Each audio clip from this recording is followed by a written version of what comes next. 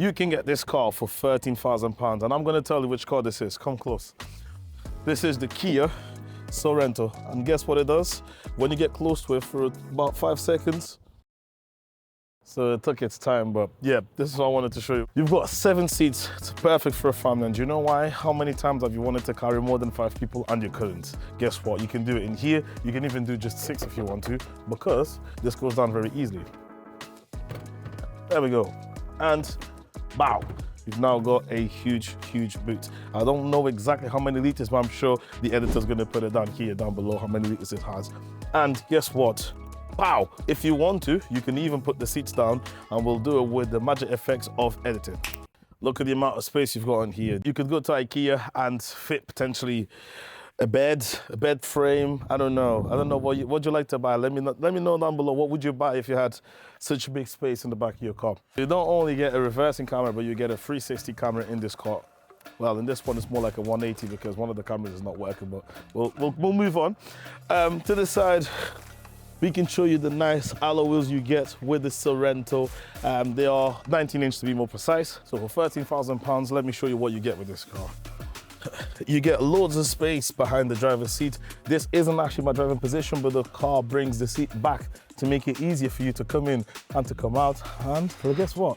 You can have this in multiple positions. If you want a bit more space in the boot, you can have it like this, a bit more upright, but you can also pretty much lay it down in the back of this vehicle. And if you come in, you'll be able to see the nice panoramic sunroof. It does open and it splits in half, and I do like that quite a lot because you get a lot of light in this Sorento. And look at this, you can charge your phones in the back, and you can even have a 12-volt socket for you guys in the back as well. If we had the seats up out of the 7-seater, you've got air conditioners in the back, 2 speakers, 2 airbags, cup holders, and a bit more cubby spaces. Lovely car for families.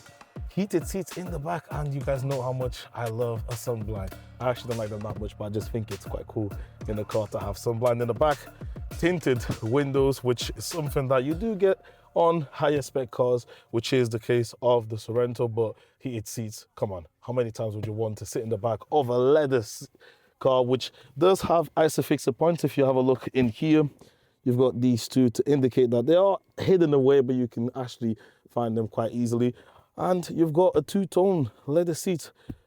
Tell me down below if you like this. I actually do find myself liking this more than I'd expect. I mean, it's a bit of a dad spec, but it is a bit less common than you would see. Let's jump back out the vehicle. And when you close the door, I mean, for £13,000, I think you have to admit that this is a good looking car. This doesn't come as standard, but black with some chrome on the side. If you struggle to get in the big car, you even get this to support. And I'll show you that this is very resistant, because I'll tell you right now, I'm not actually that light, but I'm not going to tell you how much I weigh. But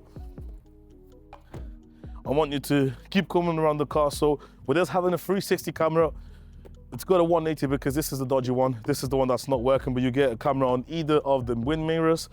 And you also, because the safety is one of the key features of this car, you do get a blind spot detector in. You would have seen that on some other cars we've reviewed as well in other videos of the channel. And coming to the front, I mean, let me know what you think, but for a SUV that's supposed to be a luxury SUV, but a budget luxury SUV, I do like it. Bit of chrome as well going on. Do find myself liking this quite a lot. Before we get into the driver's seat, I almost forgot. This has got keyless entry. For 2017 and 13 grand, I've seen newer Audis and newer BMWs that don't have this. I've got nothing against them. I do love them. And if you want to give me an Audi or BMW to review, let me know down below. Let's jump in the driver's seat. So, now we're in here, the Kia Sorento, and I do love it because once we close the door, it's actually a nice place to be. You do get that chime, which I'm not a big fan. I mean, imagine having this for 10 years and hearing that chime every time you come in the car. Well, once you turn the car on, I mean, you get actually a very nice infotainment system, and I do like the driving cluster. It's all quite nicely laid out. Everything is nice and easy to understand. But first things first, you know how much I love heated seats, right? Heated seats for the driver, heated seats for the passenger, and we've also got cool seats. Now, in the UK, you're not gonna really use that because today it's 12 degrees. It's not that warm, but it's just a nice feature to have. And obviously, panoramic roof. Look at that.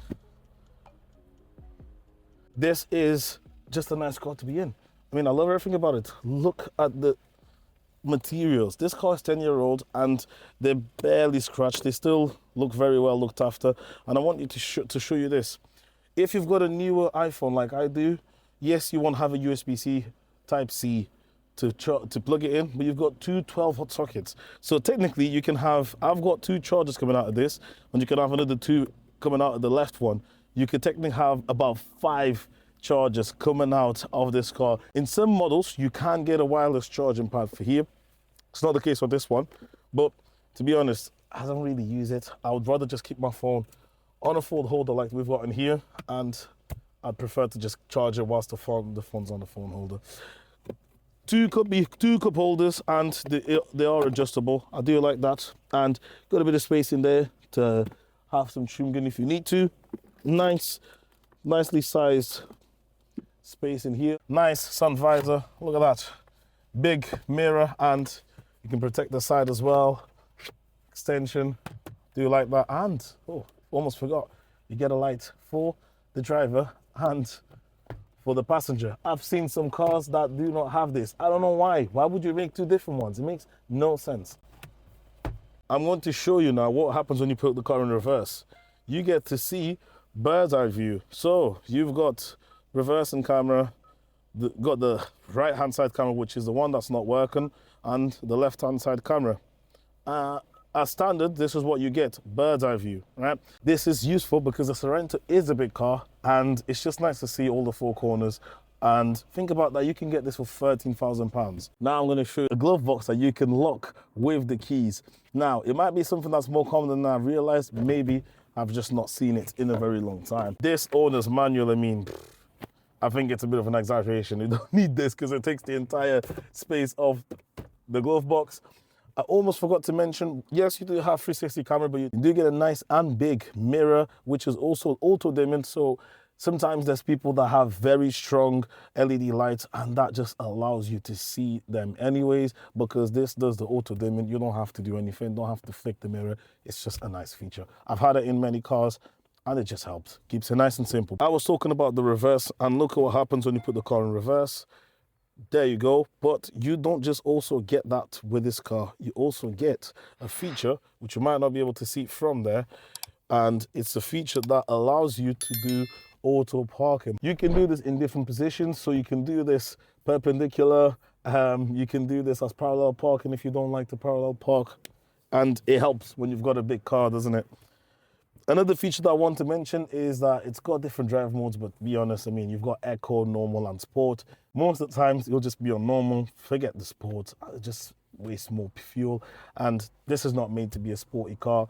Yes, you've got a nice gearbox, but it's not meant to do that. You can shift as well manually on the gearbox, but stick it to Normal. It's probably the best thing to do. You've got an automatic handbrake or electric handbrake, which is here. It does work very nicely, and it does have auto hold, which is something I really like and I really enjoy. If you live in a big city with loads and loads of traffic, it just allows you to stop the car and to release your foot off the brake without the car actually moving in traffic. You've also got another button in here. One of them is start stop. I would turn that off all the time. Don't like it, don't use it. And the one next to it, it's the lock button.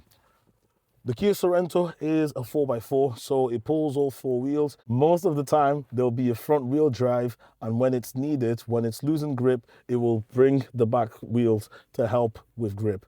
And you can have this on lock and maybe do, I don't know, some off-roading. I personally wouldn't do that with my car, but you might be someone that enjoys off-roading. Infotainment system, very nice. You still have something called a CD player, which is something that I've not seen in modern cars for a while. If you're someone that maybe enjoys a bit of that old CD player, there you go. You've got a bit of both worlds. You can connect your phone with an auxiliary cable, you connect it via USB, Bluetooth, and you can also have a CD player. One big miss, which to me I still don't get, is that a car from 2017 doesn't have CarPlay. Now, it was a quite new thing-ish back then. I believe you may be able to code it in, but me and the owner have tried to plug our phones in and there's just nothing happening. Tried different wires and I believe it's just the card probably wasn't something that came with the car as standard. I've seen on some researches that some cars already have it from that year, but this unfortunately doesn't have, which in my opinion was one of the big letdowns for most owners. But to be honest, if you connect it with your Bluetooth and you just have your phone on the phone holder, it will do most of what you actually need. Other things that you've got with the Sorento, because this is a KX4, so it's the top range model, you'll get automatic headlights, automatic windscreen wipers, which I like. You can answer and decline phone calls, and you do have voice commands as well. Not that I will use it, but fair enough. The cockpit is quite nice. You do get a lot of information, and you can change it to what you like. You can also change a few features within the car in here. You do get cruise control, and you don't just get cruise control, but you get adaptive cruise control. Very nice feature, very, very nice for long drive. You get a lane departure assistant, which in my opinion, it sucks. I don't like it, but it's a modern feature that most cars will have nowadays, okay? And one thing that most cars don't have it, and I don't know why, when you put this car in reverse, the passenger mirror and the driver's mirror dim so you can see the curb better.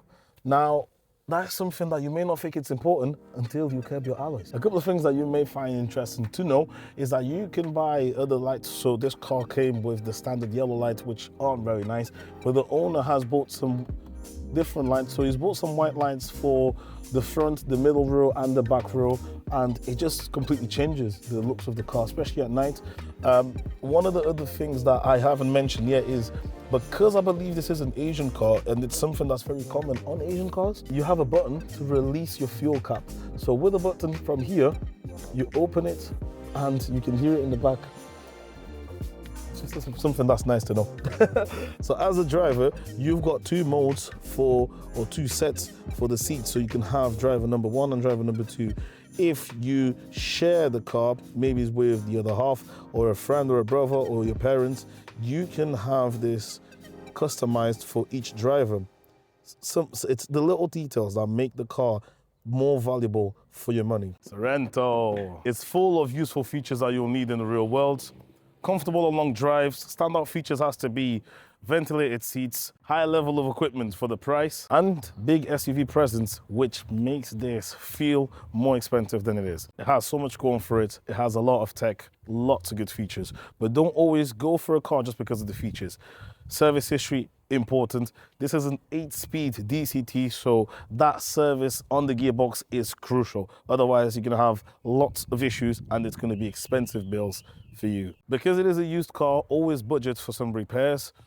Don't forget good brand tires, because it's a 4x4, so you'll need that grip and you need a good grip. Don't buy cheap tires because they tend to be more expensive on the long run. But yeah, this has been Revs and Remedy. Please don't forget to leave a like, comment and subscribe, and to activate the notification button so you can be aware of the next video.